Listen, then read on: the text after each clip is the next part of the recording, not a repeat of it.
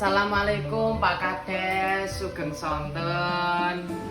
Nggih, waalaikumsalam Pak Sutris, monggo pinara. Nggih. Ngapunten Pak Kades, kula nyuwun pirsa babagan rencana perayaan 17 Agustus ing dusun Keseneng menika. Kados pundi Pak persiapanipun? Nggih Pak, persiapan kanggo 17-an wis dipun wiwiti. Kita bakal nindakake lomba-lomba kanggo bocah-bocah, remaja lan para bebiaran. Sampun kersa melu Pak? Mugi-mugi Pak, kula lan sekeluarga saged derek. Nanging kula nyuwun pirsa babagan lomba-lomba ingkang badhe dipun adani. Kula kepengin ngertos langkung lanjut.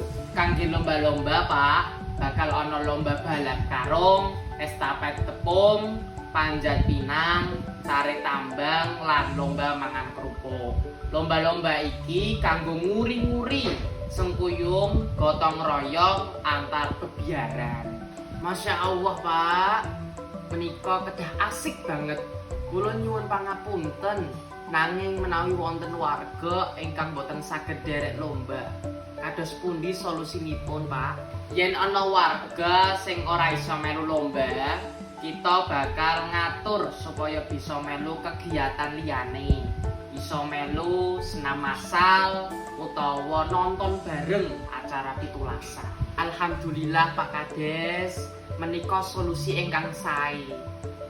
Kula ugi nyuwun pirsa menapa wonten panggenan ingkang khusus kangge lare-lare ingkang badhe nderek acara menika. Nggih Pak Sutris, kita bakal gawe area khusus kanggo anak-anak supaya iso melu lomba lan kegiatan liyane sing aman kanggo awake dhewe. Kita ugi bakal nyediakake hadiah kanggo bocah-bocah, remaja lan para bebiaran sing menang lomba. Sampun sae sanget Pak, mugi-mugi lare-lare saged keparing pengalaman ingkang migunani. Mugi-mugi kabeh acara iso tetep rame lan sengkuyung. Kula ugi nyuwun pangapunten menawi wonten sumbangan kagem acara 17-an menika.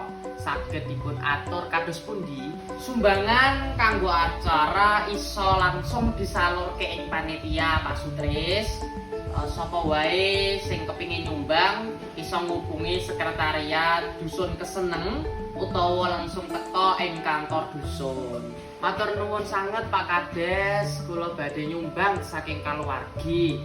Mugi-mugi sumbangan menika saged dipun agem ngantos maksimal. Nggih, matur nuwun Pak, sumbangan sampeyan bakal ngrewangi banget kelancaran acara iki. Kita kabeh kerja bareng supaya acara 17-an iso sukses. Insyaallah Pak, mugi acara menika keparing manfaat lan kebahagiaan kagem lare-lare, nem-neman lan para wargi. Kula ngaturaken panuwun sanget inggiling kawigatosan lan usaha Pak Kades. Nggih, sami-sami Pak Sutris. Mugi acara 17-an iki nggawa berkah lan semangat nasionalisme kanggo kita kabeh. Yen ana sing kurang jelas iso langsung lapor. Matur nuwun sanget Pak Kades, mugi Allah paring rahmat. Nggih, monggo Pak Sutris saged diunjuk riyin. Matur nuwun Pak Kades.